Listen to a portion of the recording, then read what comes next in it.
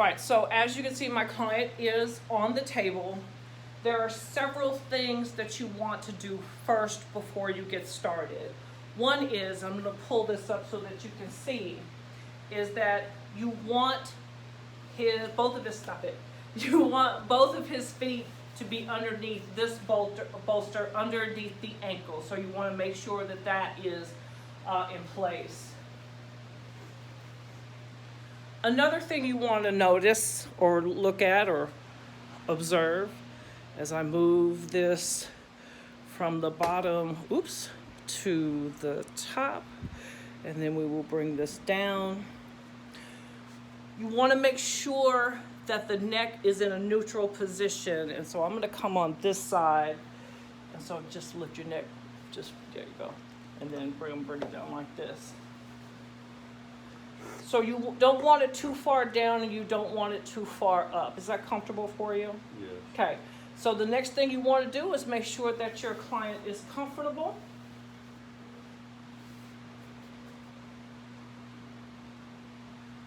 All the necessary adjustments have been made. And then I'm going to bring this back over here. And again, just for the purposes of tape, I am going to, or recording, I'm only going to do one side of the body in terms of draping, okay? So, bring this up just a little bit. Before you even get started, you want to do something called grounding and centering. Centering essentially means that your focus isn't on anybody else except for the client that's on your table. So in the corporate world, we used to say, leave your problems at the door and pick them up as they leave. Because you can literally transfer bad energy to your client, and then you would really be ending up doing a little bit more harm than good, okay? So you want to, you're centered, you're focused, you're concentrated specifically on this client. Grounding. Did you see that I just moved into my horse stance? Grounding is where you as the therapist, serve as a conduit between you and your client, okay? So essentially, I am accepting his bad energy, taking it internally, swirling it around, and then putting positive energy back into my client, so that by the time he gets off of the table, he is more relaxed and he has less pain and whatever it was that he was going through. So he said hamstrings, upper back, and then his quadriceps. So did you notice that also? I listened to what my client said. So if I put less time into his arms and more time into his legs, or less time into his neck, so on and so forth, you get the generalized idea. And that's why I said, we don't do cookie cutter here, because clients will be coming to you with a different set of circumstances and a different set of issues, okay? So let the grounding begin.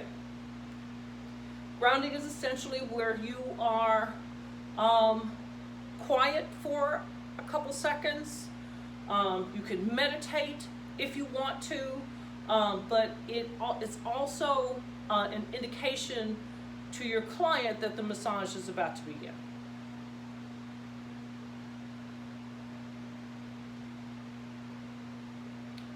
Once you are done with your grounding, you want to come over. We're going to start with the right leg first, okay? So, you want to bring your top sheet up. Not sure if I got it all. I might do the other side. Bring it up to about hip length, and then bring it over, okay?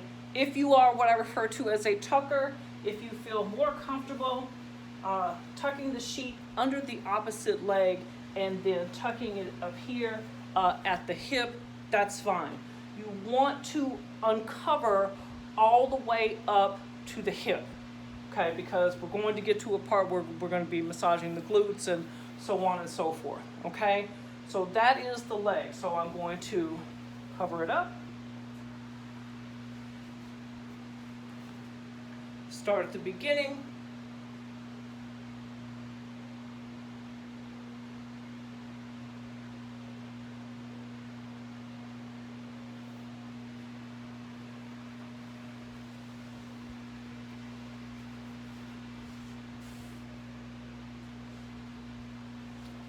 And redrape.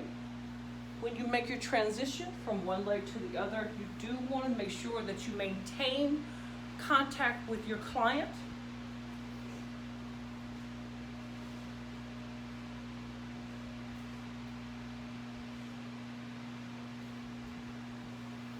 And redrape.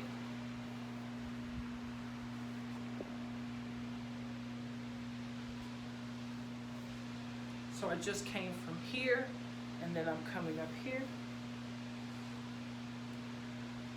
So if they are wearing underwear, you're going to take the fold of your sheet, you're going to tuck it in to the underwear and pull it back just until you get that shadow of butt crack, okay? Tuck here if you want. And that exposes the back. Redraping.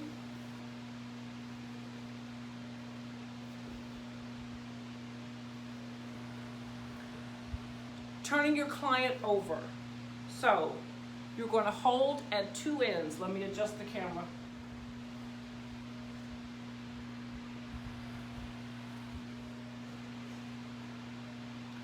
Hold at one end, hold at another end, bring it up. I am leaning up against the table with my legs so that the sheet doesn't move when you turn your client over. Mr. Duncan, if you'll please turn over and then slide down off of the face rest.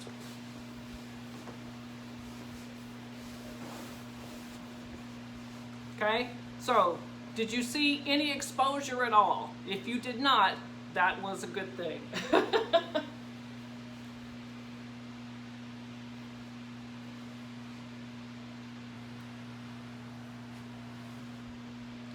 Okay, undraping the arms. I might have to bring that back a little bit. Let me see if I can do it from here. So, you are going to,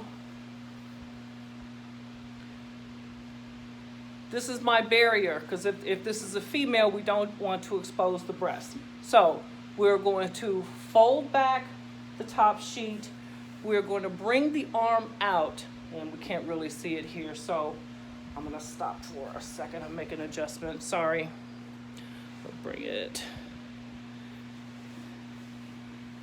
down. See if that works. And I think that it might. Fold. Bring the arm out. Put the drape down. Put the arm on top. Okay? I'm gonna do this a couple of times so that you can see it. Arm out. Up. You don't want to bring it up like this because you don't want to expose your client, whether it's male or female, okay? So you just want to bring it up to where you can have access to the arm. And it's easy to undrape, fold out, and then tuck so that you have access to the arm. And then when you're done, bring it out, up, and then back, okay? And I don't think that you can see it on this side, but I'm gonna give it a shot anyway. So, fold, out, tuck, and then backwards.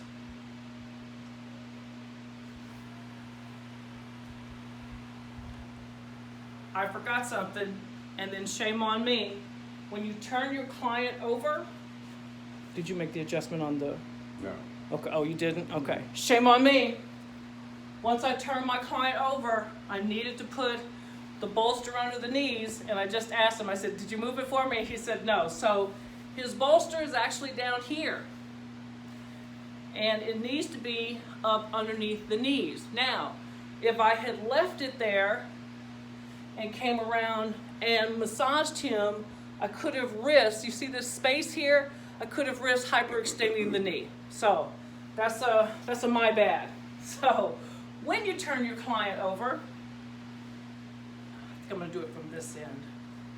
You are going to undrape to about mid-shin with your inside arm, which is my left arm. I'm going to reach up underneath with my other arm. See, I'm in kind of a squat position. I'm not compromising my body mechanics. With my other arm, I'm going to reach underneath where that bolster is, and I'm going to lift and slide. Lift, slide, and replace. Okay? Now, undrape, fold, and then I have a leg. And you see where it's underneath the knee, so when I do this and I use pressure, I don't risk hyperextending the knee. Okay? So we undrape here, one side to the other, and then we undrape here, and then replace. And it's nothing fancy. All you're doing is lifting the material and then bringing it across and then making the necessary tucks. Don't make a tuck here. This is where the genital area is, so that would be bad, okay? So if you are a tucker, you can tuck the material underneath the knee and just above the hip, okay, for security. When you're done, and I don't have a chair, but the last thing that you would do is uncover one foot and do the work. Uncover the other foot and do the work. And then when your massage is complete, you finish the way that you started with your grounding.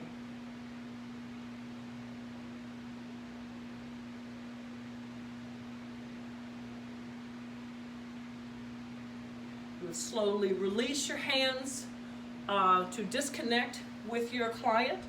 You would thank your client for you having the honor of massaging them today. You would step out of the room and let them get dressed. So that is intro, getting your client on the table, and draping. So we're going to go off onto the strokes next. Oh, incidentally, during the, good, I got time. It is coming upon 13 minutes. During the consultation, I told my client how to get on the table. In your book, it will say prone and supine. So prone means face down, supine means face up. Your client has no idea what prone and supine are. So we want to do everything in layman's terms as far as, explaining explaining to your client how to get onto the table. And I always say you treat them like they're 5 years old without making them look stupid, okay?